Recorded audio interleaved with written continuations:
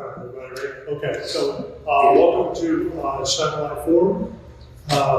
So we've got an audience here in the room, but for the people who will view this virtually, just to remind everybody, the Shine Light program is a program that SMBW developed 5 years ago, I believe, and it was a platform in which we could go out and engage on issues that are critical to the success of the city as we see it, and also overlap with the design profession that we were in. We've in the past, we've done things around equity and inclusion, around housing, and this year's program was around urban green space. And it's relevant to a lot of cities, especially over the last 10 years, but it's also relevant very much to Richmond, with the density to swing back towards development in the cities, which has been a change over the last 10 years. There's been a lot of cities that have been rezoning, and the density that we've allowed to develop, green space has not always been kept up. And so we've seen that in some neighborhoods in Richmond. It's not that we necessarily lack green space, but it's not always well distributed. It's not always accessible to the whole population of the city. So the program this year really was to look at that issue through a couple of different lenses. And so the panel we have here today represents the partners that we've engaged in this topic. Every year we always reach out and find partners in the community to help us investigate these topics. And this year is the same. So looking at the issue of green space and having each partner show up and as they engage in this issue, and it's really different. So I'm not going to introduce everybody. I will let them sort of talk about the organizations. But I will just run down really quick. Josh Spearman with Scott Fund, Ted Elmore with Bridgewater, and Jerron Chavez with Happily National. And Tyler Silvestro, who's with Marvel Architects, was our fourth partner this year. He had a conflict, couldn't be here. But Marvel Architects, especially Tyler, as a landscape architect, has been engaged in some of the kind of bigger green space developments that are going on in the city right now. So before we sort of get started with the conversation, we'll just start down the line, start with Josh.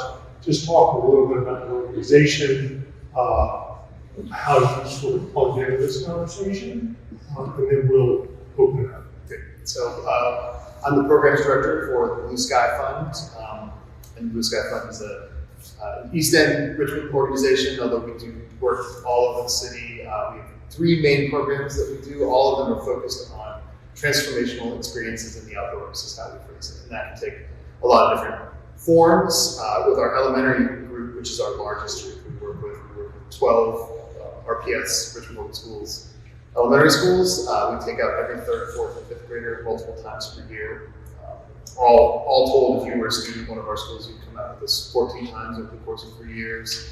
And the field trips are focused on science learning, because that's kind of our in as to how to be a part of the school day. But then also just observations in the outdoors and kind of positively experiencing.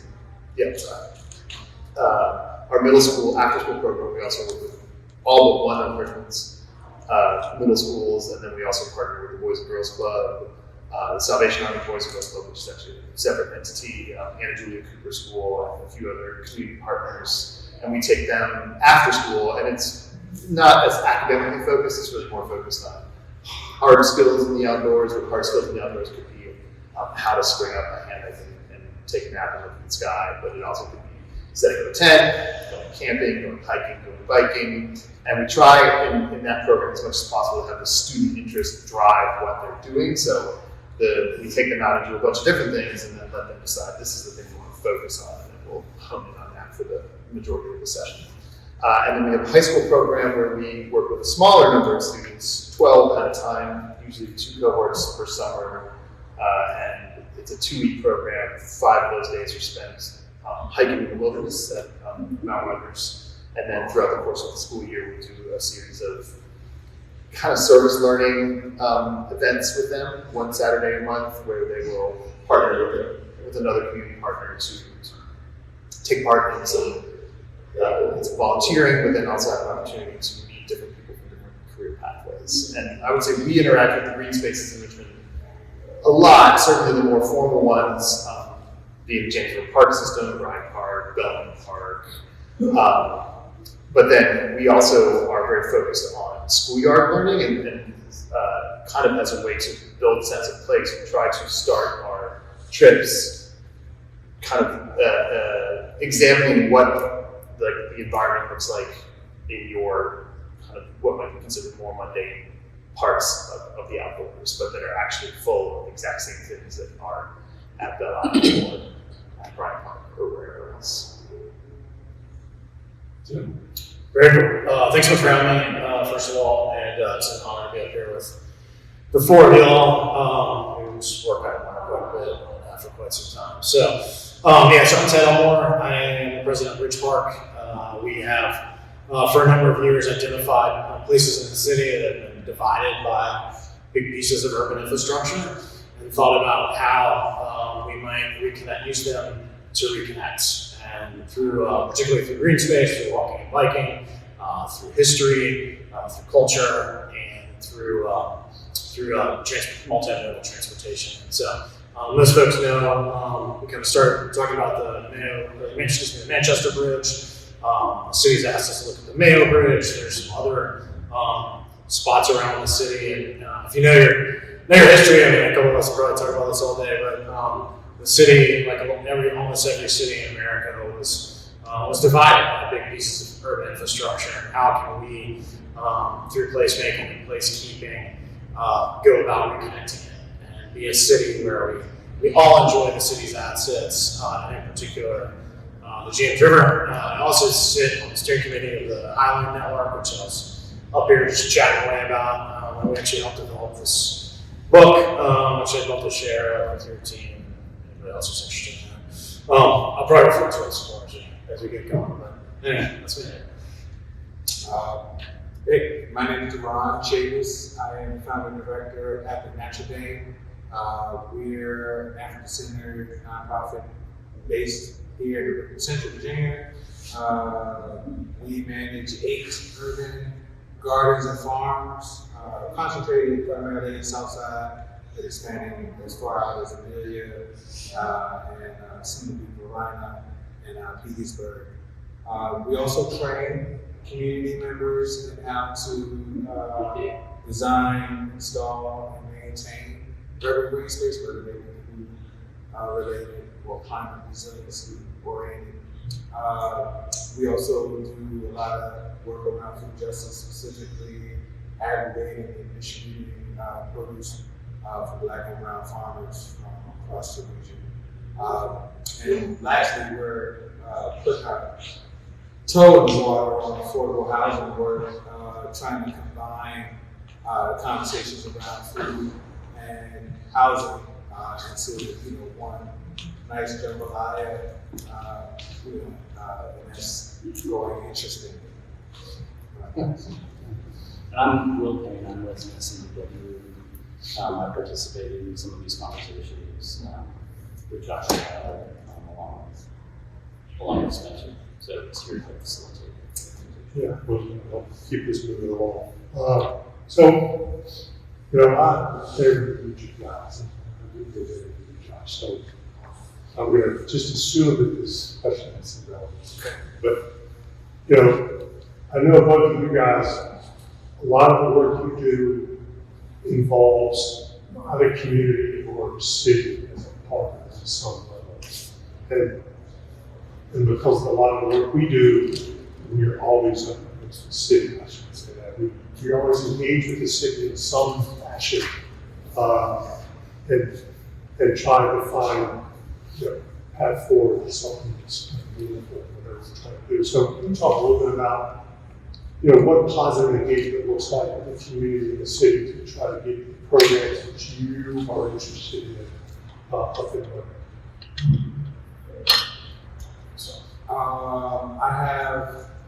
Our relationship with the city is kind of like an old marriage where, you got some good days, you got some bad, but we ain't into with it. I think with the city, you know, at least 3 of our properties that we steward, that we have control over or permits for, are on city property. And because of that, you know, we've had some influence on policy, I'll say that. And it's been, we're relatively positive. We don't have an issue until we have an issue. Right? We have one of the oldest community gardens in the Richmond Rose Gardens program, and we've got a community garden. So with that being said, we kind of got that memory and that history of what that program is supposed to do. We had experience with drawing up the applications, and we really work hard to make sure that new trainees of ours get connected to that program so that they can iterate new spaces. Sometimes, you know, the city has changed policies without letting anybody know, and that's just, you know, that's a part of the fun. You know what I mean? And I say fun like new students. But I say the city and then I say the community because, you know, it's 2 different constituents and stakeholders. Our relationship with community, we've been doing activism for 20 years, right, here in the city. Our work spans from, you know, cultural events to, you know, working around anti-poverty, working on food policy, and being a voice, kind of like an emissary between the folks that are disadvantaged and marginalized and, you know, those stakeholders that make those policies.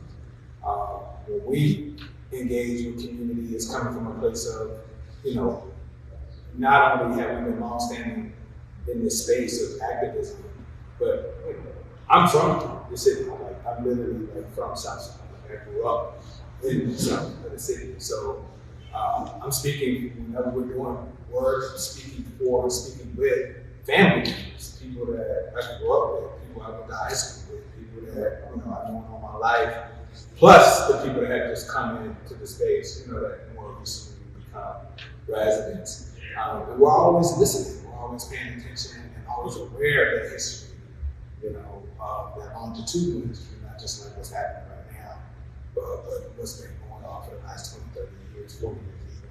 Because, you know, our work is also intergenerational with regard to like, the people that we feel are, what do you say, like, the shoulders we stand on, right? So yeah, I guess for me, community is always centered. It's just a part of how we do things, and even when we decide where we're going to develop, you know, a new garden, a new space, we're paying attention to history. Like, where is the redlining happening, or what has the redlining happened? Where is the urban tree canopy using that data sets in line with the history to make those decisions? And then we're paying attention to what people are saying they want to see.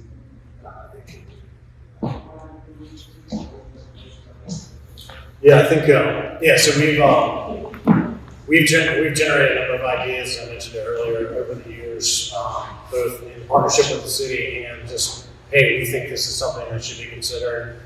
Sometimes it gets adopted by the city, sometimes it doesn't. We've kind of viewed our argument sort of like you guys. I think it's an important role of any designer to say, like, maybe nobody asked me to do that.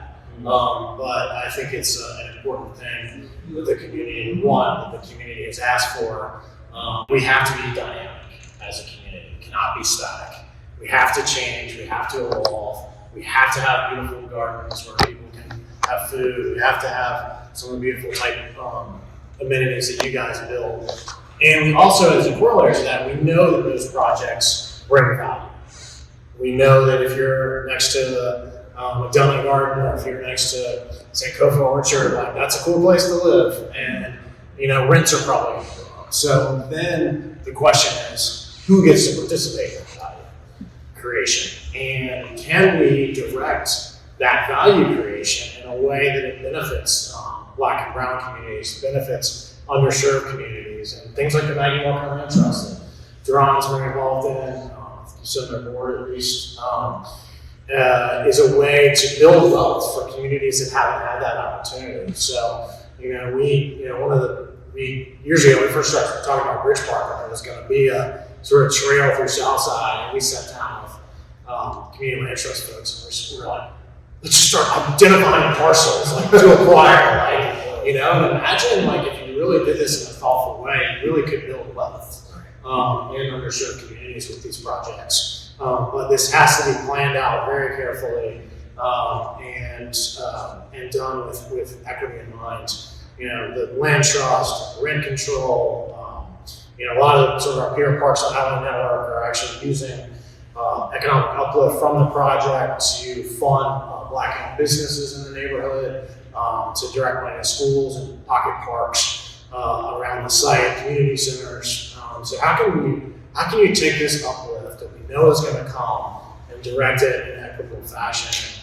So I think, you know, the programming stuff is huge, and I think can start early on. You know, what type of programs would attract a diverse group of people, but at the same time, it's really about money, and it's about wealth building. And until these underserved neighbors have the ability to build wealth in the same way that I and my white privilege has for years, we're always going to have that kind of divide. So I would say the program is really important, but also being really intentional about wealth building and what these projects will do. I think it's interesting though, you and I talked about this a little bit. You know, when you think about the green spaces in the city, I think about the most more public in the river. You know, to me, the one that has stood out, that has evolved with the most diversity is Bella. And it's almost maybe because it doesn't have any program. It doesn't really have any ownership, and I've got a store here. It is true open space, and it sits kind of on that divide of north and south. It just feels to me when I go over there, it just feels a more rich cast of characters over there than you get in other places. And so I wonder about, you know, talk about the Teapot Bridge, and maybe just focus one way and not two ways. You know, there's got to be more than programming, because sometimes it depends on who programs it first. And then that creates its own permissions around how comfortable people are doing. So I wonder if y'all have any thoughts about what are some kind of the intrinsic qualities of some of these spaces that people feel permission that if you don't live next to it, or it's not in your neighborhood or socioeconomic realm to go there.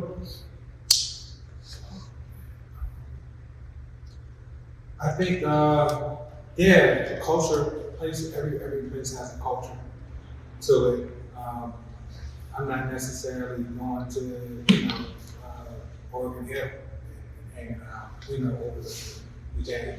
And that's not because I don't, live there or don't recognize the value of that scenic view.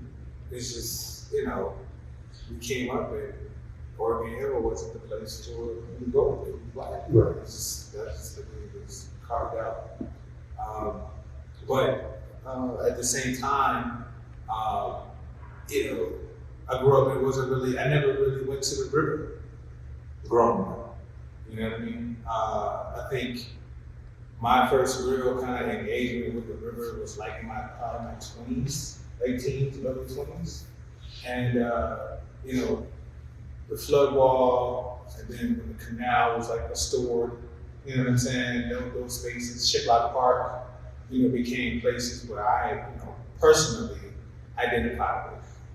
Growing up, Anchorage Landing, Manchester Docks, because of the work of the Allegro Folklore Society and the Trail of the Enslaved Africans. That place became sacred for me in that way. But, guys call that fish. You know what I'm saying? They're not even thinking about it anymore. So I guess it's just, culture overlays into these different spaces.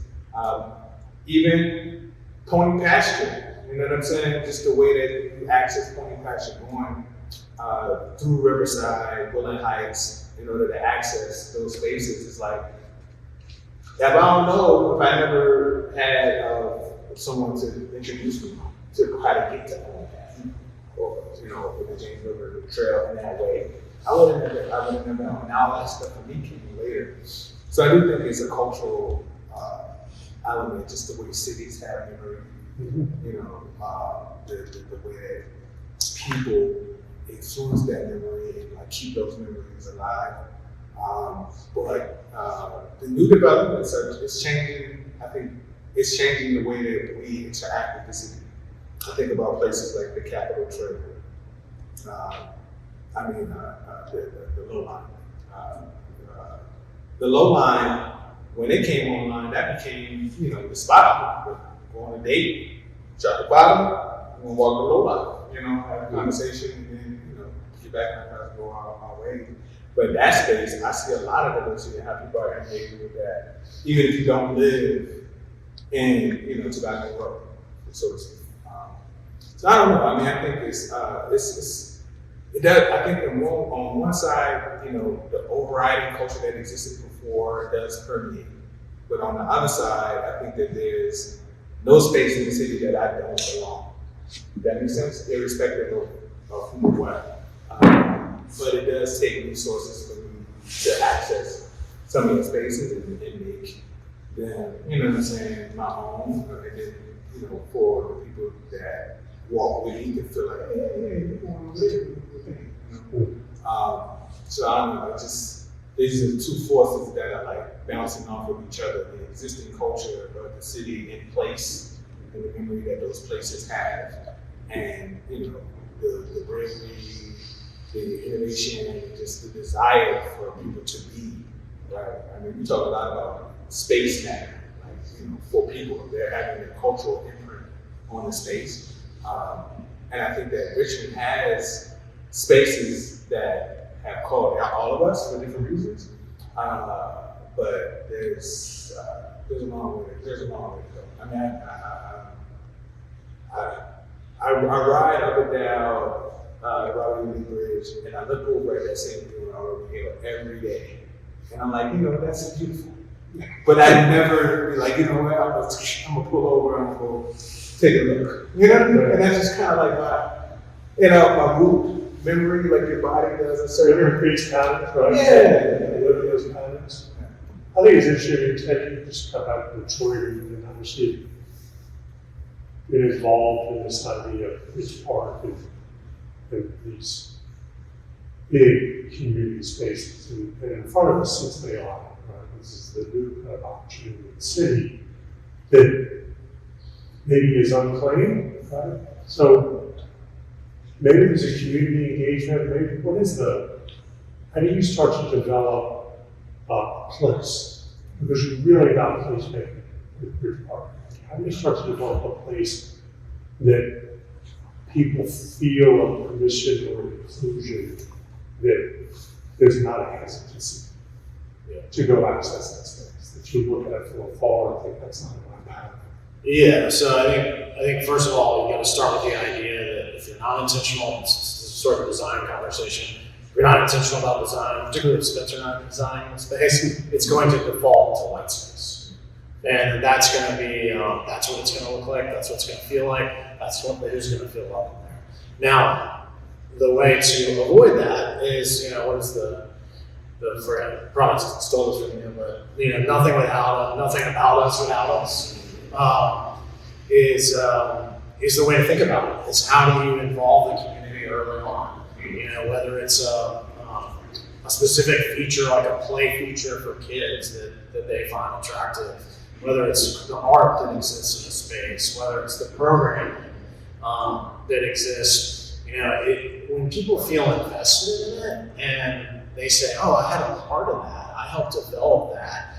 Then, as it comes along, then they feel at home there, and also they invite their friends and their family, and you start to show up there and you see your people there. I mean, I feel the same way. As a white dude, I love to see Duran there. I love to see you guys. These are my people in here. When I show up, and I think that starts with the first Zoom call of the community about the project when it's being designed. It's like if you see your good brothers and sisters and friends and family there, you say, "Oh, this is gonna be dope."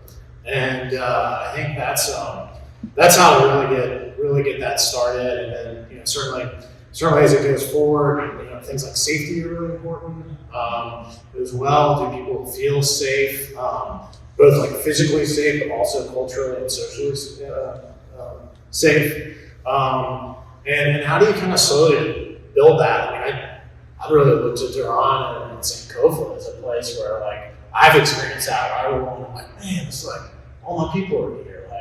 Like how did you? Sorry, I know I'm gonna ask that question. Yeah. How did you like create that vibe? Like how did you like make that feel like so welcoming to the community? Well, Sankofa, it's 5 acres, first of all, so it's a big space.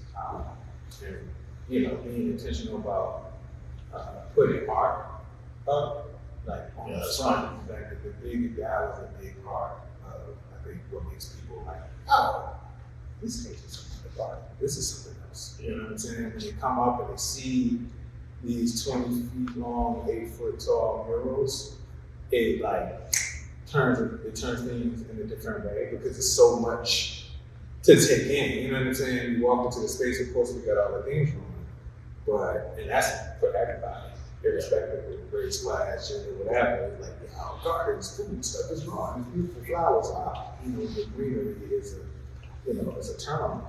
But then when you look past that and you see, that this artwork is like speaking to different things, I think that also like makes people like, oh, this place is different. And then the last thing is, it might seem the same, but we were very intentional about putting seats around the space. Like investing, literally like, okay, we're gonna get somebody to build benches and we're just gonna leave them out and you can sit wherever you wanna sit. And that, I think those things, the fact that we have food and it's a huge garden and like really intentional job of trying to keep that up and make sure that it's a thing. But the artwork and the places to sit, so the mindfulness, right, that came along with just being able to come and cop a squat in the middle of a park. Like, I mean, I don't know. There's a lot of parks in the city. But how many parks in the city have movable benches that you just put in any configuration? It's just so not many. And that, for folks, I think, is like, damn, I can come and just take a look. I'll walk up to the garden in the morning, and it's a lady I've never seen before in my life just sitting there journaling. And I'm like, okay, this is doing a thing that, we opened it up and made it like, hey, we're calling you, especially people of Black and brown ancestry, like putting those faces on the wall was our invitation and to like, send up a flare, like, yo, this is for you, it's okay, you come hang out. I would imagine that the program that you run, Josh, when you're introducing school-aged kids to a lot of diverse green spaces that they don't see. Yeah, that's the goal, right? Is in and out of their neighborhoods, is spaces they don't see, but that are free for them, that are theirs and to be accessed. But this did get me thinking about that. I mean, the city owns a lot of green space that is actually, people think are schoolyards, but are not, right? Like, so just recently we have been in conversation with one of our local schools, Henry Marsh, about doing a full 5th grade camping trip. And one of their ideas is to have it on, if you're familiar with Henry Marsh, there's this, I don't know, half a block anyway of mowed grass, basically, right there. And they're like, yeah, we can camp there. Well, maybe we'll go to a camp, like a more campground type place. But I didn't know that belonged to the city. And then when I learned that it belonged to the city, I said, why is it just this? I mean, there's some kind of scrubby trees around the outside of it. And then there's just this mowed, boring green space on the inside of it. And it could be so much more. You could have all kinds of features that the kids could be interacting with, that the neighborhood could be interacting with. That's just inviting the city. Well, I mean, right now I'm just asking the question. Yeah. But that's just one example. I mean, many of the schools have given back. They don't want the green space. They want the city to have the green space. But then it's the city's. It should be on the onus should be then on the city to make that something that isn't just simply it's not even a sports field. It's literally just kind of mowed grass, which is about as boring a green space as you can have. But even there, one of our goals with all of our kids, we just finished our first full cycle with 3rd, 4th, and 5th graders, which was on school grounds. And what we're having them do is, we're having them ask questions. For example, 3rd graders, who lives on our school? And we're doing that. We're having them count squirrels, but in the process, they're also looking for birds, or bugs, or anything that gives them kind of a secret about that area. They can be like, well, now I know that there are these 7 squirrels that live in our schoolyard. I'm going to be looking for them every time I go there, and this now belongs to me, this little piece of information that I can pass on. Yeah, And then hopefully we ripples out further. You know, one of the many things that Bridgemark kind of developed at one point was a concept of schools in parks. So each school is like, felt like it's sitting in a park. So it's, I love that you guys are kind of thinking about that too. I know there's some security issues that kind of used to run into with, I don't know if you guys have talked about that, but you know, With sadly, the in public United parks. States, with like a school being surrounded by, you know, crowd people. Yeah, but I mean, there are many cities that are far more urbanized than Richmond, where it literally is a school just in the middle of a fully city block. So, I'd like to not be as afraid of other people as Yeah, the that's sure. insurance companies are. I do think it's interesting, Duran is just talking about memory and patterns. I mean, it's one set of programs that can help make new patterns, right? By expanding what you feel like is part of your ownership as a citizen of the city. Yeah. It's not just the spaces in your 4-block neighborhood, but you can go out and find places, some of these different places that you don't see that are active. Yeah. Well, and the east end of that is a fairly walkable part of town. Think about the vastness of Southside and how many of those neighborhoods don't have.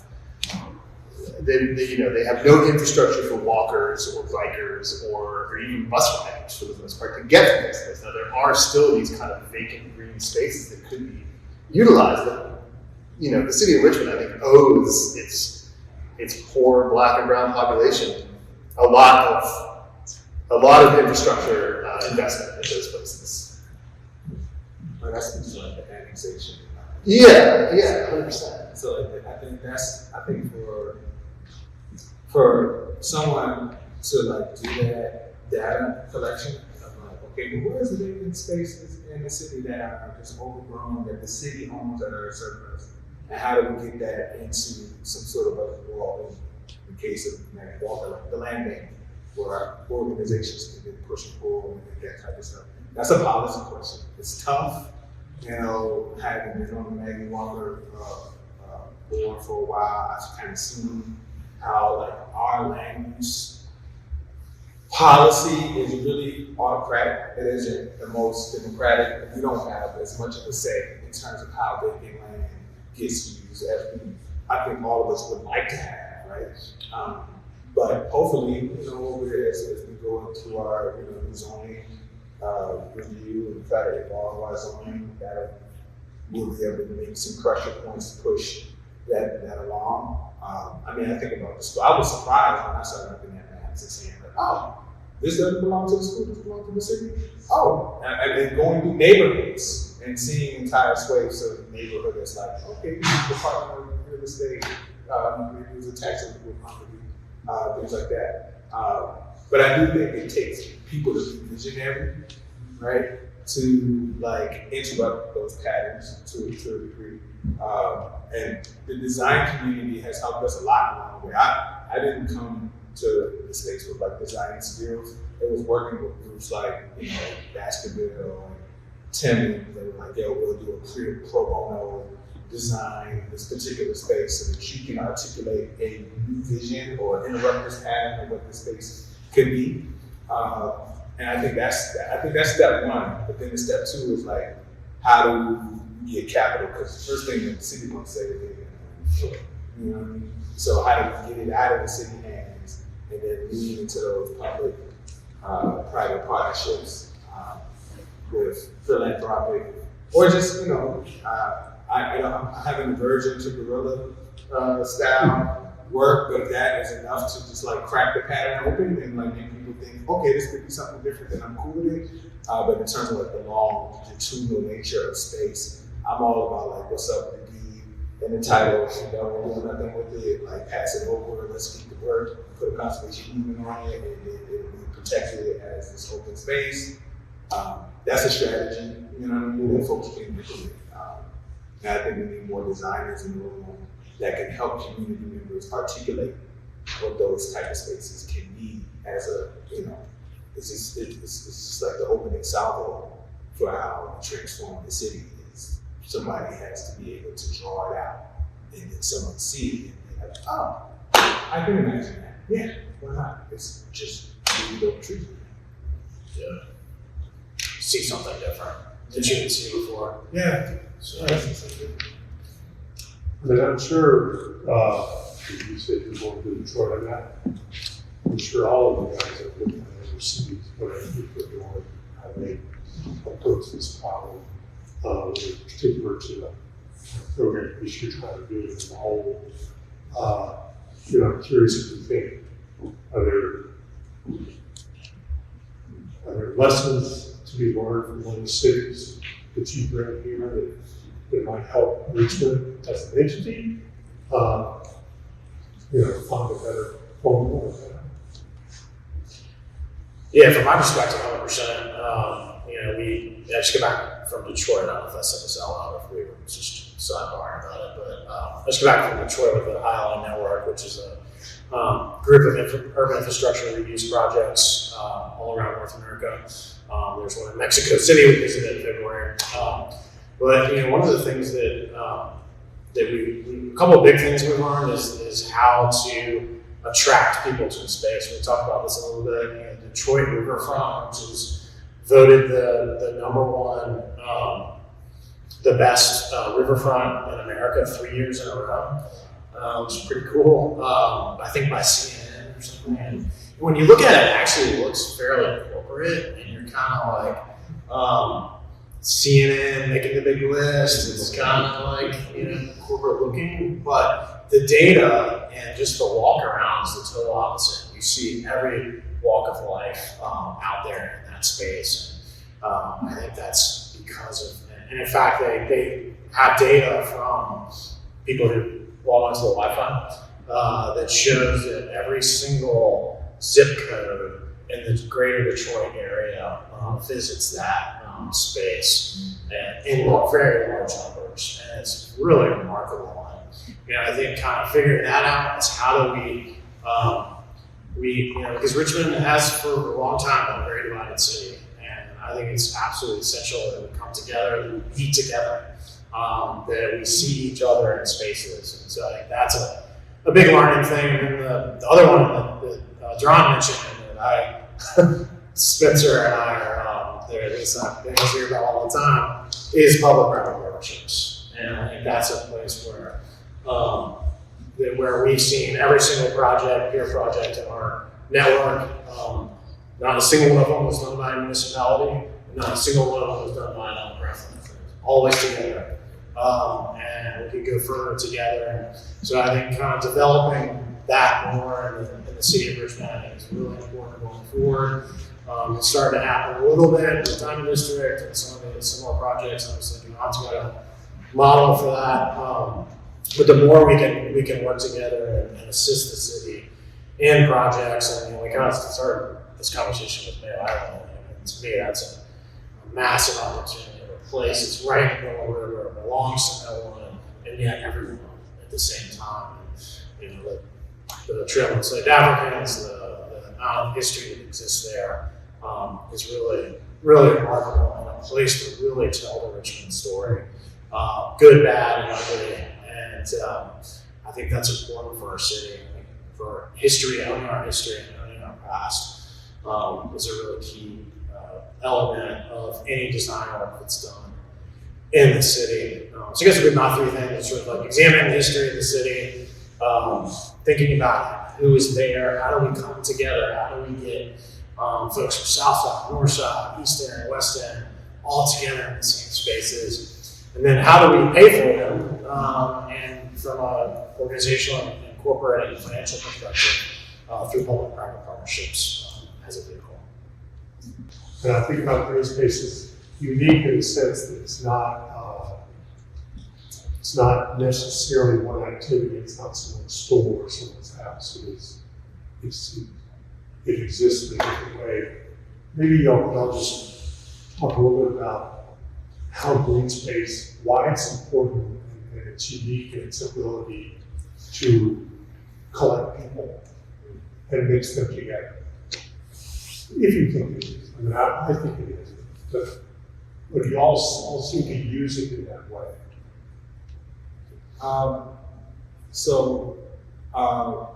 Yeah, green space is a category for me, and then underneath that category goes farms, gardens, pollinator, green, that's a whole litany of different design practices that fall underneath that category. And for me, it's like green space falls under another category, like that third space in community. It's not necessarily a library, it's not necessarily a community center. You know what I mean? It's flexible, and people iterate and connect to it, from a large number of entry points. Some people are environmental justice oriented, some people just love the outdoors, some people are farmers, some people want biodiversity. All of these different interests can converge in those spaces. And I feel like that is one, we need more opportunities where we can find synergy with threads that run through. Like, we have a common place where all of these interests can kind of sync up. And I feel like green space does that more than anything else for me. I mean,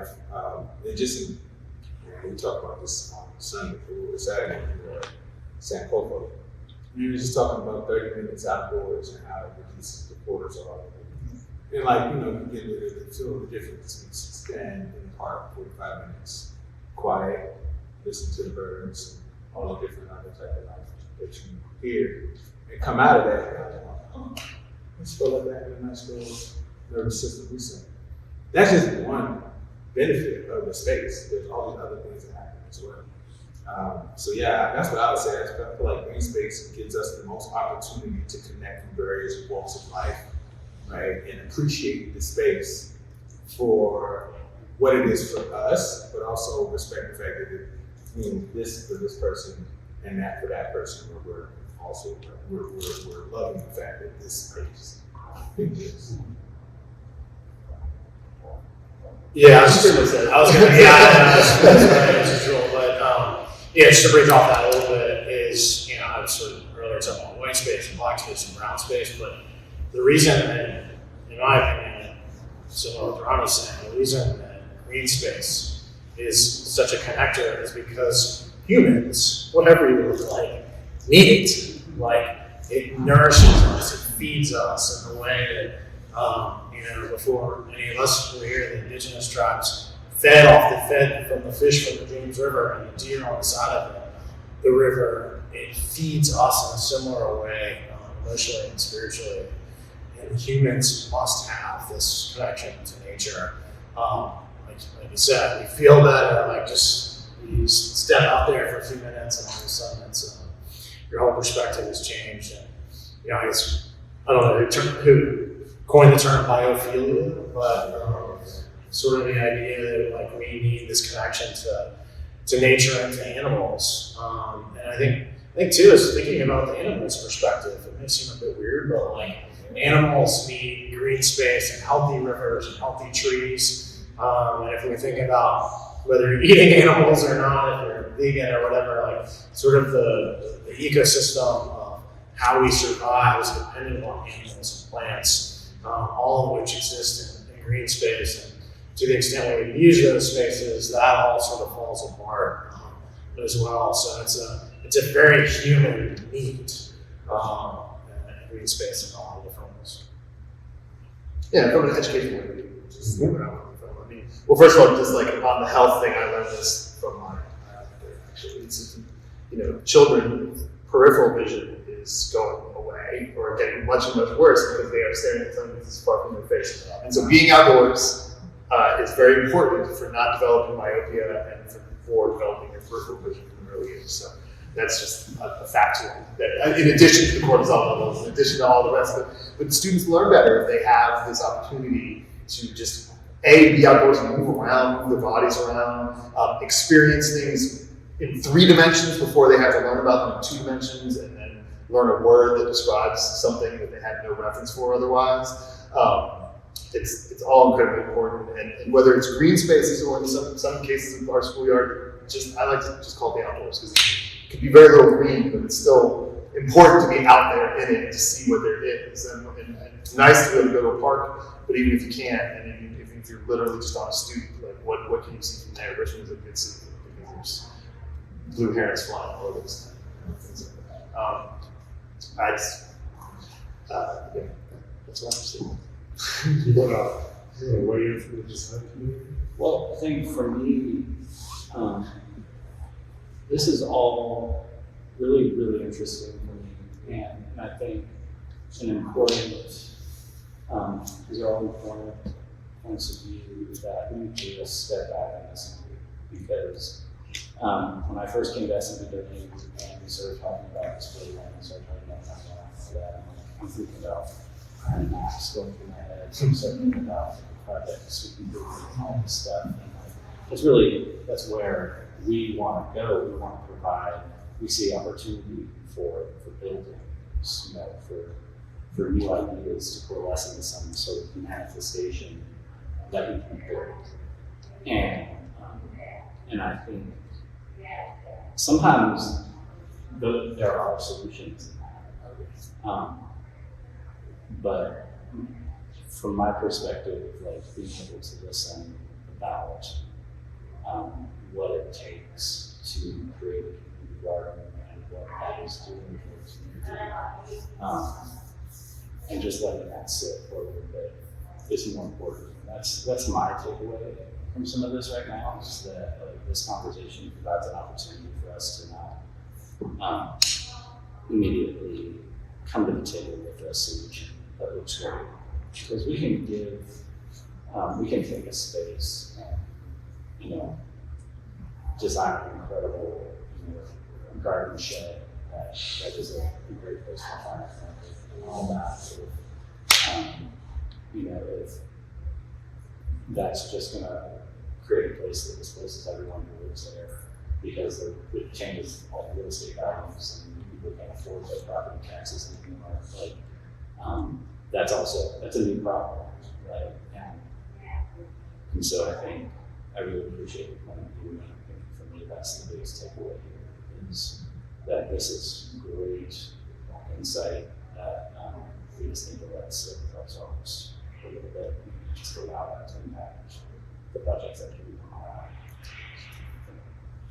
I want to thank everybody, James, and Lauren, Dr. Perry, thank you so much for the work you've done since today and come today and all of this. It was great. Appreciate it. Yes.